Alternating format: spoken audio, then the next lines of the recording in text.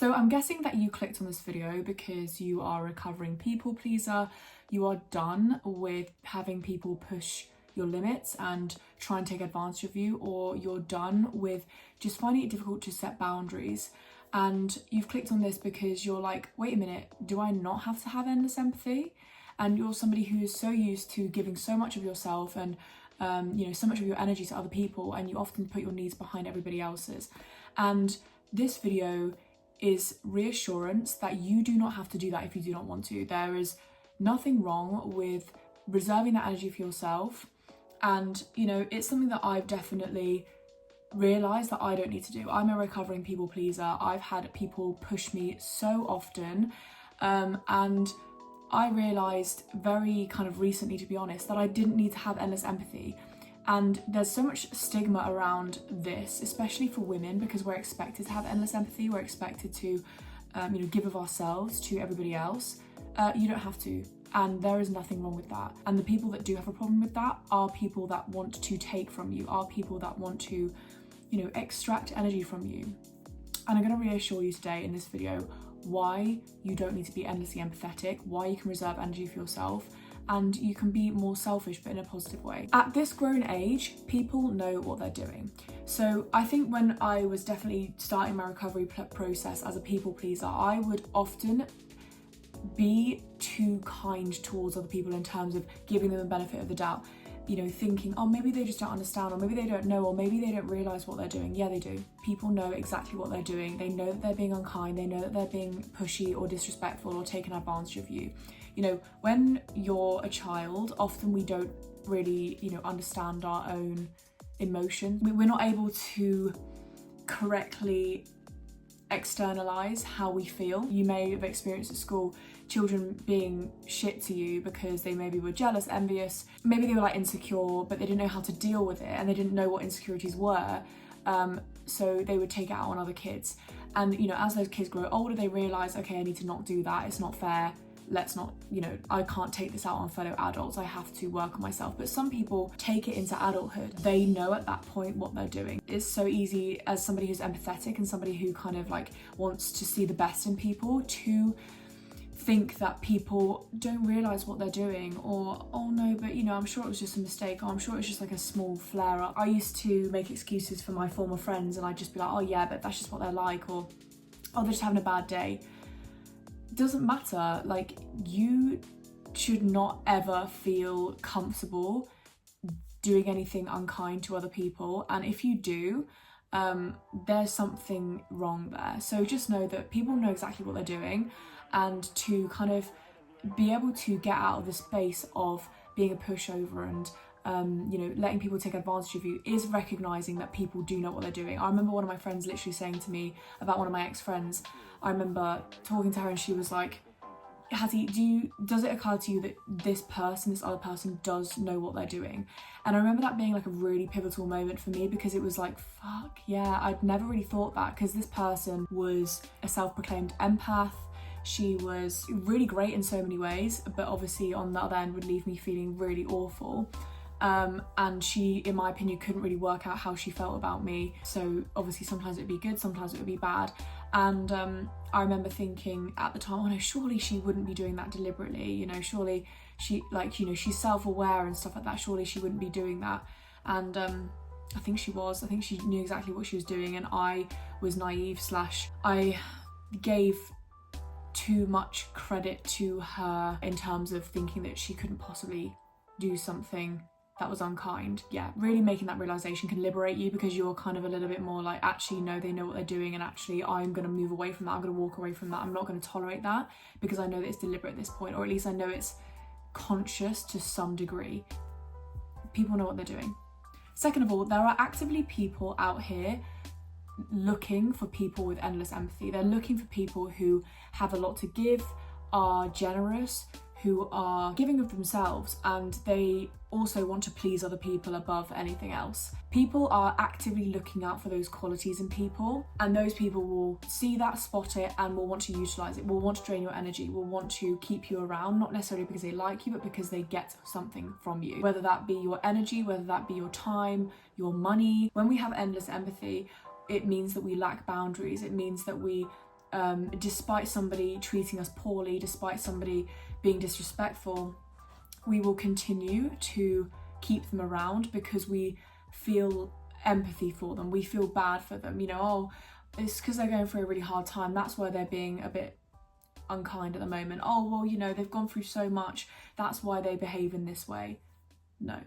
If it gets to the point where it's to your detriment, that's where the empathy kind of has to stop. Plus, you can have empathy for somebody while simultaneously maintaining the boundaries for your own protection and yourself and keeping your distance. You can still have compassion and love for somebody from a distance. You can still have compassion and love for somebody even when they are disrespectful, and you can put mechanisms in place to protect yourself. That's not bad, and that's not because you lack empathy. That's because you have, you know, empathy for them as well as yourself. I want to say that actually being a people pleaser and having endless empathy where your life is completely dictated by other people and whether or not other people approve of you is dangerous. It is dangerous not only for your mental health but also your work life. It's dangerous for your friendships, and it's dangerous for your relationships, and it's dangerous in terms of your family as well. You can get into really abusive relationships, really abusive friendships. You can get into really toxic work cultures. For example, at work, you know, if somebody notices that, you know, you're a people pleaser and you'll just, you know, take what they put on you, you will end up working without being paid overtime. You'll end up going to social events that you don't want to go to and wasting your own time because you're worried about what people will think. Having loads of work piled on, even when you don't have the capacity for it, and then being blamed for it when you are not able to do it. Having workplace boundaries is so important because it kind of keeps narcissists, abusers and manipulators at bay. It's absolutely crucial. It's the same with friendships. You know, you keep abusers and users at bay, you keep them away from you. They're looking out for people without boundaries. They're looking out for people that do not have huge amounts of respect / self-esteem to become friends with or to get into a relationship with, and then extract as much energy from them as possible because they know they can, because they know that they're not confrontational, they know that they're you know, they don't have boundaries. So it's a genuinely dangerous place to be in. I read an article actually the other day from The Guardian. My mum sent it to me, and it literally, the title was "Being a People Pleaser is Dangerous," and it kind of listed exactly these sort of scenarios, you know, at work, with friendships, relationships. You know, for example, with your family, you might have, you know, a family member who has been detrimental to your mental health, and your boundary might be, you know what, my children should not have access to this person should not have access to my children. And those are the kind of boundaries that we need to put in place. Whereas if you're having endless empathy and you're a people pleaser and you're like, oh, you know, but this person's gone through a hard time, you know, I need to have empathy, and I feel guilty that my family member doesn't get to meet my children or get to hang out with my children. But then you've got to also think to yourself, well, I know, but like, I don't want my children to suffer. And, you know, in that situation, having endless empathy for this other person would cause your children perhaps to suffer, and even yourself to suffer, because you're feeling resentment that you weren't able to say no to this family member. So being a people pleaser can have so many detrimental consequences for your life in so many areas. I would even argue, and I've always thought this, that it has a significant effect on your success, because when you are so focused on being there for everybody else, putting everybody else's needs before, and then on top of that you're overthinking because all these people that you're putting sort of their needs before yours are expecting the world from you. So you're waiting for them to be annoyed of you if you're not giving absolutely everything of yourself. So you're overthinking that. What a waste of time. All that time you could be putting into your creativity, your passions, your purpose, and your business or your side hustle or whatever it is that you want to get success that you want. I found that I started to really go for my goals when I removed certain people from my life, because I actually freed up so much capacity to focus on what I really wanted to do. And I wasn't overthinking about whether or not they were judging me, whether or not they approved of what I did, you know, whether or not they liked me or not. Oh, were they good with me today? Were they not good with me today? Fuck that. Like, what a waste of time. All of that time could be used to building what you truly want to do. So I would even argue, again, it affects your success. You know, with success, for example, you have to be okay with putting yourself in a vulnerable position. You have to take risks. You have to be cringy even. And if you have people around you that you're worried about their opinion, and you're worried about them putting you down. It's like a ball and chain. It's like an extra thing you're having to battle just to get to where you want to be. It's like trying to walk up a hill with, like I said, a ball and chain, or, you know, some kind of like weight with you. It's hard enough going up the hill, let alone with some other weight with you. But once you cut that off, it's just so much easier to get there. You know where you're going, and you haven't got this burden to carry along the journey with you. Having endless empathy also burns you out. And as I've mentioned, you know, if you're giving all of your time, all of your energy, all of your capacity to other people and caring completely for them and not yourself, not even letting you pour into your own cup first, you are going to burn out eventually. You are having to do double the amount of effort just to be there for somebody else, just to, you know, you're having to kind of, instead of it being like a balance where, you know, you show up for other people when they need it and then also showing up for yourself, it's one-sided. So not only are you wasting so much time resenting the fact that you are not putting yourself first, but you're also resenting the fact that all your eggs are going in somebody else's basket. So there's this sort of double resentment going on, which is exhausting. That in itself is exhausting, and then actually having to show up for them, you know, in general, is the effort as well. So, you know, there's so much emotional labour that you have to do in order to put everybody else's needs before, because you resent the fact that you can't put your needs first at all. You know, whereas if there's a balance, you don't resent either side, because you're like, yeah, but I'm filling my own cup, but I'm also showing up for other people. And I know that I'm doing all I can while also showing up for myself. Whereas if it's one-sided, where you're only showing up for other people, you're going to resent that. And that causes so much inner turmoil, and you burn out because there's so much emotional labour involved in resentment. Having to put on a front, having to pretend that everything's okay, you know, pretending that, you know, you're okay with putting your needs on the back burner. That is an exhausting thing. If you neglect yourself, there's going to be a cracking point, there's going to be a breaking point where you can't do it anymore. And then, you know, those people who have been taking will give you a hard time for not being able to show up for them as you have been all this time. You set the precedent that, you know, you're going to give everything of yourself to everybody else, and so they'll be expecting that, and then you'll get even more burnt out because they'll be expecting something from you when you're so exhausted and burnt out that you can't do it anymore. And then there's, you know, consequences of that, because they'll get cross with you for not doing what they want. So it's such a vicious cycle, it's such a waste of time, it's unsustainable. You cannot pour from an empty cup. I know it sounds cliche, but you cannot, you can't do it. And this is like a really big thing, a bit controversial actually, that I've been talking about on my TikTok recently. And I read a quote out from Mel Robbins, and I thought it was really interesting. And as like a sort of recovering people pleaser even, it hit a nerve, and I'm going to read it out to you now. So, when someone says, "After all I've done for you," they're in fact revealing that what they did for you was not for you at all, but for their own need to control you. Their generosity was a contract with hidden terms.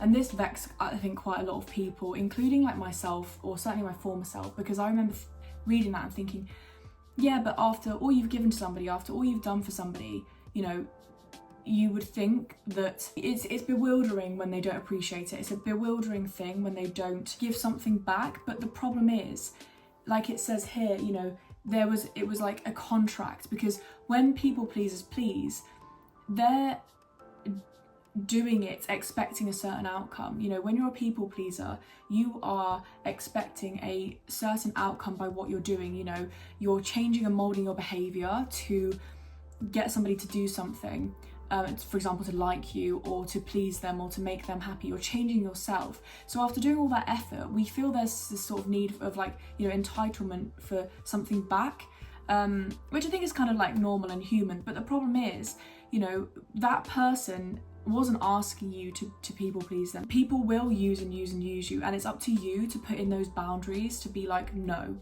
I'm not okay with that. You don't get to disrespect me like that. And I think people pleasers can sometimes be so bewildered that somebody would just do that they don't believe it. They don't think, they carry on staying with somebody because they cannot believe through their own experience like why somebody would, you know, see somebody giving and just taking, giving nothing back. So they get really upset when they don't get something back, because they put all this effort and, you know, whatever in to get a certain outcome. But unfortunately, it's not transactional. It just doesn't work like that. That person basically didn't ask you to do any of those things, and that's a really tough pill to swallow. In order to prevent yourself from feeling resentment like that, where you're like so bewildered that somebody is just, you know, having taken so much from you and then just left you with nothing, What you need to do, and you need to take accountability for, is walk away from people that do not provide reciprocity for you. Don't stay somewhere when they've consistently shown you that they are not going to show up for you, that they are not going to have the same amount of empathy as you, that they are not going to do the same that you do for them. If you stay when they have consistently shown that,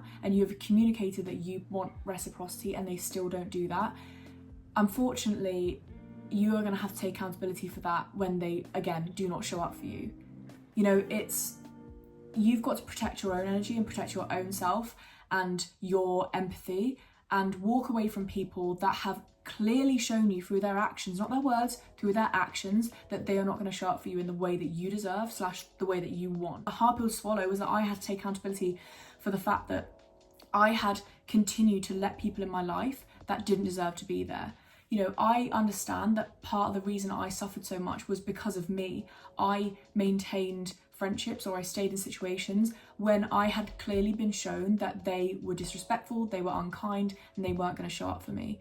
I participated in my own pain in doing that. People with boundaries on their empathy, and people that don't have endless empathy, know that they need to sort of walk on at the first sign of disrespect, at the first sign that person isn't going to show up for them in the way that they want them to. And you've got to protect yourself in that way too.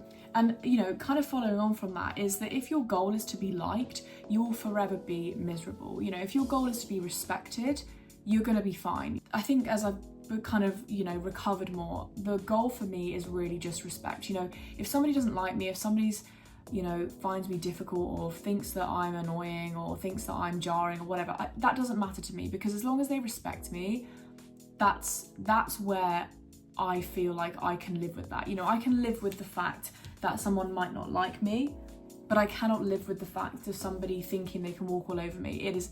It really, really bothers me that I've obviously encountered people who have taken advantage of me before, and I just refuse to let that happen again, you know. And I think when you prioritize respect over being liked, you liberate yourself from having a miserable life. We think that people are going to dislike us because we, you know, don't do everything that they ask, or don't do everything for them. But the thing is, you're only being disliked by people that want to use you. And it's not even a dislike thing. It's not because they dislike you and think that you're like, you know, they're not assessing your character. Their vision is literally like, can I manipulate, can I not? Or can I use, can I not? It's not, oh, I don't like this person, or I do like this person. It's not about like, it's about, you know, users and manipulators don't either like you or dislike you. It's a pretty neutral place, but what they are looking to assess is this person usable, or is this person not usable? And I'm going to treat them poorly if well, both really, but if I'm going to make them feel bad for not giving everything to me when they start to set boundaries. Just know that it's not about like, and you know, to focus on people liking you is such a waste of time, because you're never going to have everybody like you. You know, you're going to liberate yourself when you stop caring so much about whether or not somebody likes you. You know, if you know yourself and you like yourself and you know that you have good intentions, anybody that maybe doesn't feel aligned with that, doesn't like you, whatever, it's not meant for you, and that's okay. And I think the ego does struggle with that a bit, because we're like, I think naturally humans want to be liked, but actually I've discovered that it's not a big priority for me. And funnily enough, you kind of like become invincible when you're okay with not being liked. In this past year, when I've lost quite a few friends, and I don't like saying lost, because it wasn't really a loss personally for me, but I don't have the same friends as I did / as many. And you know, it was really painful, because as somebody who's a recovering people pleaser, you know, you attach your self-worth to how many people like you. So like having those numbers drop was like a very jarring experience for me. Now, you know, having gone through that, I realized it wasn't that bad. And also, you know, I'm much happier because my focus isn't so much on being liked. And all those people that I decided to walk away from, okay, they might not like me, I might be the villain in their story, but at least they respect me, they respect my decision, and they respect me wanting to walk away, and they're like, fucking hell, fair enough, like, Hattie didn't tolerate that. And that's better for me, because I feel liberated, I feel like invincible, I feel like anybody could show that they don't like me, and it doesn't matter. I feel like when you care so much about being liked, because it's such a fickle thing, you know, you're on shaky ground, you know, there's nothing stable about, you know, placing all your self-worth into whether or not somebody likes you, because it could literally be nothing to do with you. There's so little control that you have when it comes to people liking you. You're putting all your faith and all your self-worth into something that is so fickle and so out of your control, that you need to bring that control back to you. You need to be like, you know what, it's okay if somebody doesn't like me. It's not because I'm less worthy, it's just a lack of alignment.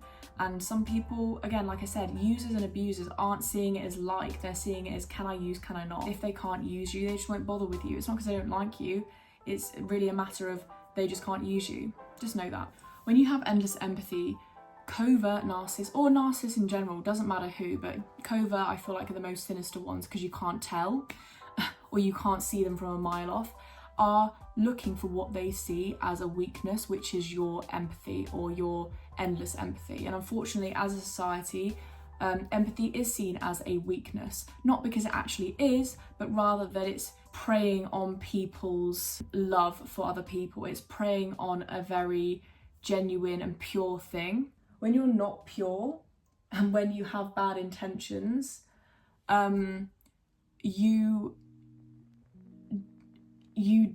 do see things like love and care as a weakness, because you can capitalize on that for yourself. Not because it actually is one, but they see it like that because they get to, you know, like I said, take advantage of it. Striking the balance between having sympathy and empathy and compassion for other people, but also, you know, having those boundaries when you sense something's up, when you sense there's like a user on the horizon, when you sense that somebody's trying to like wheedle their way in there and like work you out, you know, and maybe test you. You know, that's what a lot of people do, isn't it? You know, users, they sort of test you a bit and see how you're going to react. For example, they might say a bit of an undercut comment and think, oh, how is this person going to react when I say this?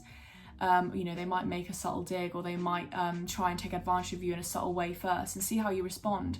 And there's literally people out here looking to like take these tests or do these tests to work out somebody's disposition and see if they can, you know, capitalize on that. It's literally so fucked up. And I think as people pleasers, we again think the best in people, because we literally, and I'm not saying all people pleasers are like this, but people who are people pleasers and perhaps, you know, really empathetic, we don't see the world in the way that these dodgy people do. We see it as like, oh, you know, people have good intentions, most people are good. I've realised through this recovery journey that honestly, depressing as it sounds, not that many people are like good intention. Not that many people are actually good people, which is a really depressing realisation. But there are fewer good people than I thought, because I was living in this fucking fairy rainbow land thinking that everybody was pure intentioned. Don't apply who you are to other people. If you're pure, kind, loving, whatever, don't assume that other people are like that. Yes, some people are, obviously, and you know, you should hang out with them, but you also need to be very aware and a little bit on guard, not fully, but a little bit on guard, just to make sure that you are not letting abusers and users in. And the moment that you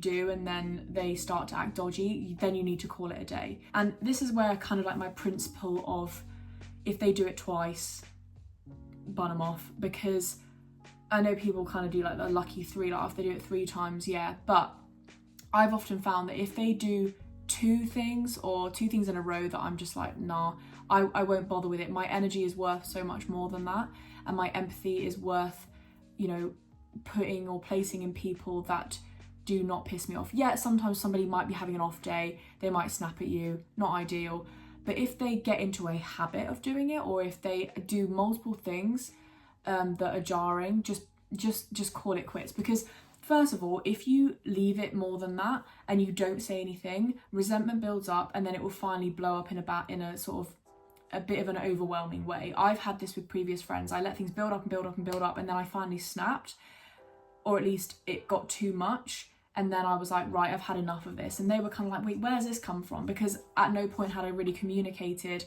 throughout that time that something had bothered me. Maybe a few times, but not really. Whereas I think if somebody does something kind of twice, because I think first time it could easily be a mistake, or it could be just a bad day or a bad situation or pressure or whatever it is. But if it's kind of like gets to a second time, And if you want to be generous a third time, but I would just do it on the second time. If it makes you feel icky, if it makes you feel uncomfortable and you don't feel good about it, yeah, call it a day, because you will, I've often found that when I've let things build up, that person's bewildered, and then they just kind of like do the Darvo effect, which is like focusing on my reaction, focusing on, maybe a bit of an obtuse reaction from me. And, they'd say things, well, you could have said this before, you could have done that. So what I would suggest is just, like I said, nip it in the bud as soon as you can, walk away or tell them, and then depending on that reaction, you can choose whether to walk away. If that person gaslights you, minimises it, says it's not that deep or whatever, or just doesn't take your, comment seriously, then you can be like, nah, I've had enough now. But obviously if they respond really positively and say, I'm really sorry, take accountability and so on, then, that's a great sign. But, either at that second point, tell them or walk away. It's only going to get worse. And then that resentment builds up, and then it kind of blows up then you can be perceived as the baddie or the villain. So just save yourself that if you can, and communicate it, even if it's hard, even if it means doing it over text, voice note, not in person, or in person, whatever you feel most comfortable with, at least just say something. And even if it's not at the time, even if you can reflect back and just be like, you know what, hi, so-and-so, I was just reflecting on our meeting earlier, when we hung out, and it really hurt me that this happened.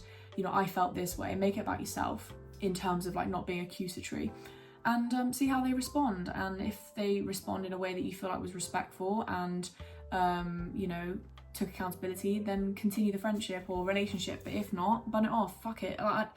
There is no point wasting time on people that make you feel shit for more than 20 minutes or 30 minutes within the friendship. There are people out there that will never make you feel like that, will never make you question yourself or make you feel low.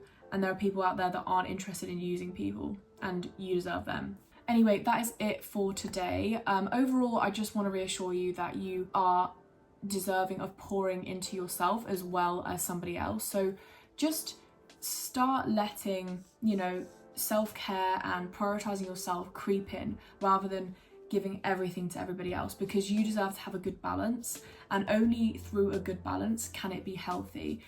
I think there are so many empathetic, so many compassionate people who have strong boundaries, are assertive, and do not take shit. And I'm trying to be one of them, and I'm working through it, but you can do the same. There are so many people that have both. It does not have to be everything, or just, you're completely selfish, and it also doesn't have to be just giving everything of yourself. There can be a balance, and, you can balance, people respecting you and also liking you at the same time. I think actually I've always found that the more I stand up for myself, the more I back myself, actually people respect that, and they're like, actually I really rate that. And it can breed somebody liking you, but again, that's not the goal. The goal is to be respected, and the goal is to protect your energy and yourself, because it's so precious. But yeah, like I said, that's it for today. Sound down in the comments what you think, what your experience is, whether you're grappling with the sort of trying to stop having endless empathy, or you feel like you've just realised that maybe this is something that you're gonna have to work through. I want to know. I'm really interested. But anyway, with that, I hope you have a fantastic remainder of your day, and I will see you in my next video. Bye.